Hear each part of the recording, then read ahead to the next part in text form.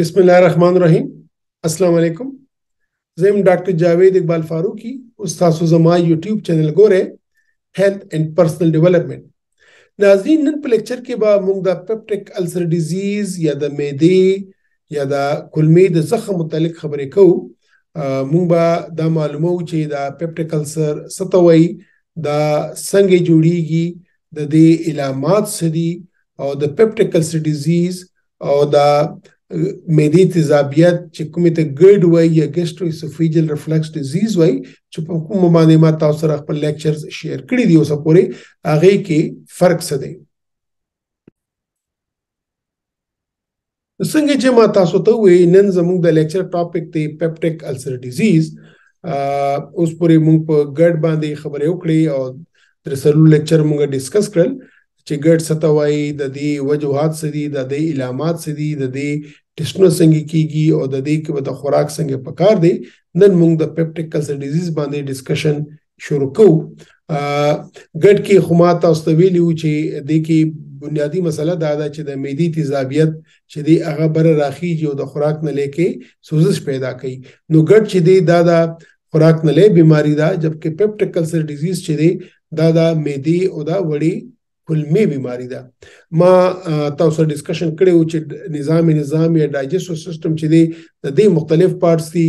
Oral cavity दा फेरिंग्स दे बे खुराक न ले दा बे दिना पस मैदा दा बे कुलमी दी वड़ कुलमा गट कुलमा तलते जिगर दे पेंक्रियाज दे और दा पित्ता दा लबलबा gall bladder they know peptic ulcer चे दे दादा मेदी ओदा वड़ी कुलमी जख्मों होता पेप्टिक अल्सर हुई यानी दा मैदा दा नो द मेदी की कचरत जख्म जोड़शी या पदा कुलमी की वड़ी कुलमी की का जख्म पैदाशी आगे ता पेप्टिक अल्सर डिजीज वाई और चकल मुंग एंडोस्कोप बांध मुआयना को ना ददा से मरीज खुराक न ले खो बिल्कुल टिक टाक भी बराबर भी और चकल मुंग मेदी तराकुस शुदा एंडोस्कोप में दे तराकुस शवे दे नो दे के मुंग गोरू चेदा या प मैदा के जख्म दी या प दे वड़ा कुलमक के जख्म दी लका संगे दे मरीज की को हो रहे नो दी प मैदा के जख्म दी और दा वड़ा कुलमक के हम जख्म दी छे मैदा की चकुम जख्म दे आगे ता गैस्ट्रिक अल्सर वही यानी अल्सर्स ऑफ द स्टमक और चकुम दा वड़ा कुलमक की या ड्यूडीनम चकुम मुर्तवी आगे की चकुम अल्सर दे आगे ता ड्यूडीनल अल्सर वही नो पेप्टिक अल्सर या खो गैस्ट्रिक अल्सर की दिशी या ड्यूडीनल अल्सर की दिशी यानी यादा मैदे की जख्म नहीं चाहे ता गैस्ट्रिक अल्सर वही या दा वड़ा कुलमक के ची ड्यूडीनम मुर्तवी आगे की अल्सर दी चाहे ता ड्यूडीनल अल्सर वही दाकी की वाले ददी घट वजह चदा यो बैक्टीरिया दा चाहे ता स्पाइलोरी वही दादी की चिदी दा मैदा दा जिगर दे दा मैदा की दा पदे डायग्राम की दा खई चिदी की चिदी एच पाइलोरी रागली दा ओदा इसा मुंगा बिया दल तलक घटकड़ी दा नुदी की कऊ गोरी नुदी की दा एच पाइलोरी दा बैक्टीरिया दे चाहे राड्स गुंदी दी और उसने चिदी दा आगे खपी दी आगे तफलेजे लवाई जब आगे पजरी दा यूजेनेबल जे तजी नो दी मरीज चे दे मैदे की दा एच पाइलोरी इन्फेक्शन शवे दे ओदे दा एच पाइलोरी दा इन्फेक्शन ना द कस्ता पेप्टिक अल्सर शवे दे दाम याद ला रहे चे एच पाइलोरी लाजमी ने दा चिदा अल्सर कई दा से मुंकतली दा एच पाइलोरी मौजूद है और सब बीमारी नहीं पैदा करे और दा से नीचे एच पाइलोरी भी आगे द मैदे सोजिश पैदा करी भी चाहे ता गैस्ट्राइटिस हुई या मैदा के अल्सर जोड़ोली शी चाहे ता पेप्टिक अल्सर हुई या आगे चेदे मैदा के खुदे मक्का कैंसर हम जोड़ोली शी यानी आगे के दा मैदे सरतान हम जोड़ी दी शी खुद जरूरी दा चिचा के एच पाइलोरी पॉजिटिव दे आगे दे लाजमन मैदे कैंसर जोड़ीगी या लाजमन दे आगे मैदे अल्सर जोड़ेगी यो खुद तशखीस द पारा एंडोस्कोपी पकारी बल सनोरम जेनेटिक्स पकारवी स्नोर से जुना पकारी चागेल वजना या खो आगे अल्सर जोमुशी या आगे खुद मका द मैदे कैंसर हो उशी और द तशखीस मासूंगे तास्तो वही चमुक द एंडोस्कोप पजरी बांधे को चकला मुंग एंडोस्कोप मैदे के वाचो नो और खुराक पर ले पजरी माने मैदे तलाशु मुंग तो पता लगी चाहे मैदे के खुचरता जख्म नश्ता या दे वड़ा कुलमा के खुचरता जख्म नश्ता नो एंडोस्कोप दे दादा दे तशखीस द पारा यो वाहिद तरीका दा दे पेप्टिक अल्सर या दे ड्यूडीनल अल्सर दा पारा खास तौर पे ने का मरीज मुंगता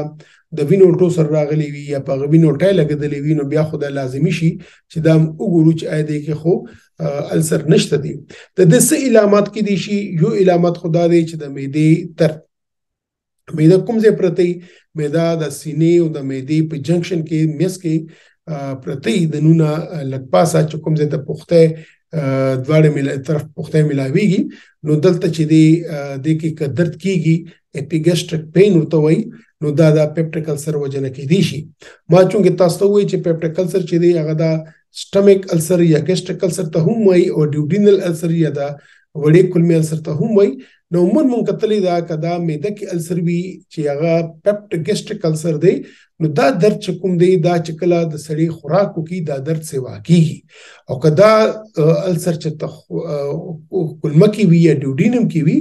نو دا چې کله سړي خوراک وکړي نو هغه درد لک کلار شي. خدا ټولو کې نه دا یا دا ویلې شي چې کله په نهاري نو درد ناراضي خوراک نه پس راشي او کوم هغه کوي نو دا ګیسټریک السر دی او که په نهار درد راځي او خوراک کوي او بیا لیکټیک شي نو هغه ډیوډینل السر دی. خدا ټولو مریضانو کې نه اکثریت کې داسې کیږي. خدا تاسو د ما لک نور به تفصیل درکو چې په ګیسټریک پین مونږ به ډاکټر ته پوښتنه کوي چې آیا خوراک سره دی تکلیف زیاتیږي نه زیاتیږي په مړه راځي په نهار باندې زیات وي دا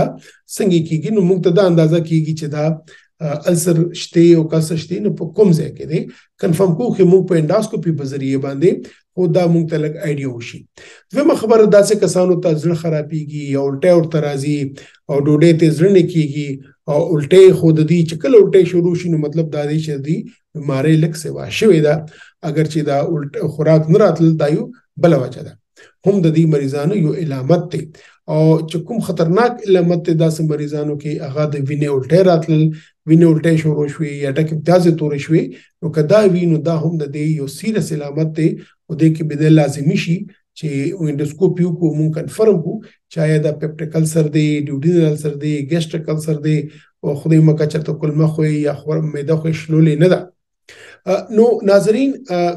زبا مناسب ګڼم چې تاسو سره دا ډسکشن وکړم چې د دین وړاندې چې کوم لیکچر کړیو هغه کې مونږ دا ګرد یا معدې تیزابیت ګیسټروسوفیجل ریفلکس ډیزیز باندې خبرې کړې وي او نن لیکچر کې مونږ د پیپټیک السر معلوم کو چې پیپټیک السر څه وي. نو د دې دواړو بیماری کې څه فرق دی؟ دا دواړه یو بل نه بیماری څنګه بیلې بیلې دي؟ ګرد چې دی دا د خوراک نه لې بیماری ده او پیپټیک السر دا د معدې او دا وړې کولمې یا ډیوډینم بیماری ده. ګرد چې چاته وشي نو دا عموما داسې ویل شي چې دا لایف لونګ بیماری ده یا د کلونو پورې رسیدلو بیماری ده یا عموما د مریض ټول ژوند چې دی هغه ګرد بیمار وي ځکه چې د دې کې وجه څه بیکټیریا نه ده څه انفیکشن نه دی د کې د خوراک نه له او د معدې چې کوم جنکشن دی هغه پوره بنديږي نه نو یو انټومیکل یا ساختي جسمانی ساخت مسله ده چې هغه له وجنه د تیزاب بر راځي مسله کوي نو د عموما یا د کونو باندې پاتې کېدلو بیماری ده یا دی لایف لونګ ټول عمر بیماری ده. جبکې پیپټیک السر چې دی دا د یو محدود ټایم بیماری ده چې شارټ ټرم ورته وي دا میاشتم کې دي شي هفتیم کې دي شي. ټیک شو. ګرد چې دی دا دوايانو په ذریعہ باندې او د پریز او نو پوزیشن ذریعہ صرف کنټرول کې دي شي. اکثریت کې دا چې دا ګرد بیماری کنټرول کیږي ختميږي نه ختميږي د پیپټیک السر بیماری یعنی پیپټیک السر چې دی هغه ختمي دي شي مکمل علاج کې دي شي اکثریت کې موږ داسم کتلې دا چې پیپټیک السر چا کې وی صدا سي مریضان وی چې هغه کې دانه ختميږي یو ځکه زخم ټیک کې بل ځکه پیدا شي بل ځکه پیدا شي او داسې موږ کتلې دي ډېر مریضان چې هغه د ګرد مریضان وی چې هغه سټیم پوری وی خو بیا که هغه سم پریزو کی ریګولر میډیسن او نور احتیاطي تدابیر کی نو هغه ګرد هم ختمې دي شي یا دغه علامت کم از کم ختمې دي شي. ٹھیک شو. ګرد چې دی دا اچ پایلوري لوجنه نه کیږي دا چې دی د یو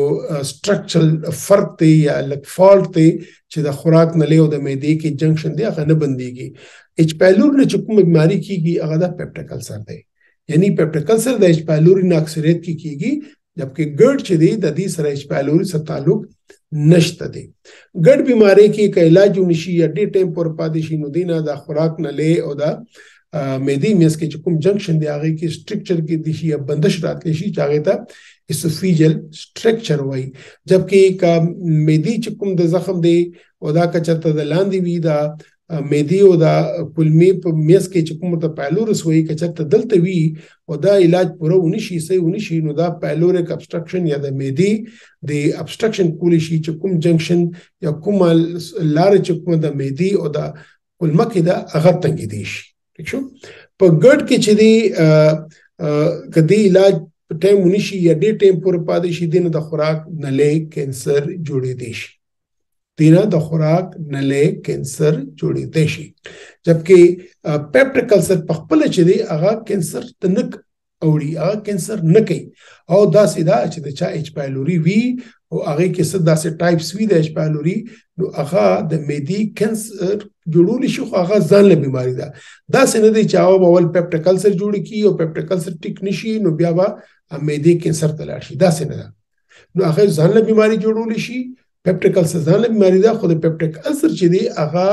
د معدې کینسر ته نه تبدیلیږي هغې ته نه کنورټ کېږي. نو دا یوه خبره تاسو ذهن کې کلیر کړئ. د ګډ بیمارانو دپاره کافي زیات موږ پریزانه وایو ډېر څیزونه پرې منې کوو مه خورئ دا مه خورئ دا څیزونه کوئ. دومره زیات پرهیزونه د پیپټیک السر مریض کې مونږ نه وښیو او هغې کې دومره زیات پرهیزونو ضرورت نشته دی. کوم پرهیزونه پکار دي په دې باندې زما لیکچر موجود دی تاسو کتی شئ دغې د زما دا یوټیوب چینل د پلی لیسټ معدې کې بیماریاں ته چې لاړ شئ هلته کې پښتو کې هم او اردو کې هم د پیپټیک السر یا د معدې السر متعلق چې څه پرهیز پکار دی څنګه خوراک پکار دی څه څیزونه زیات پکار خوړل پکار دي څه بالکل دي خوړل پکار څه کم پکار دي هغه ټول باندې زما لیکچر موجود دی. د ګډ کې چې د اندوسکوپي پکارېږي د دې تشخیص دپاره او دا لازمي ده. دغسې پیپټیک السر ډیزیز دپاره هم اندوسکوپي پکارېږي او دا ضروري ده چې پته ولګي چې آیا د سړي ته پیپټیک السر خو شته او که نه. نو ناظرین نن په لیکچر کې مونږ ته معلومه شوه مونږ دا ډسکشن وکړو چې پیپټیک السر څه ته وایي او پیپټیک السر او په ګرد کې څه فرق دی. پیپټیک السر چې دی دا د معدې بیماری ده یا د وړې کولمې بیماری ده چې هغې ته ډوډینم وایي جبکې ګرد چې دی دا د خوراک نلۍ بیماری ده. د پیپټیک السر چې دی د اکثر حالات کې یا اکثر پیپټیک السر چې دی ایچ پایلوري نه کېږي جبکې ګرد چې دی د ایچ پایلوري نه کېږي. امید دی چې نن په دې لیکچر کې به تاسو ته دا آیډیا شوي وي د پیپټیک السر د وجوهات څه دي او دا وایي څه ته او د دې پیچیدګۍ څه دي د دې علامات څه دي. انشاءالله راتلونکي ویډیو کې به بیا موږ په د دې بل په اسپیکټ باندې ډسکشن کوو. تر هغې وخت پورې تاسو ته اجازت غواړم. خپل خیال ساتئ. خدا حافظ.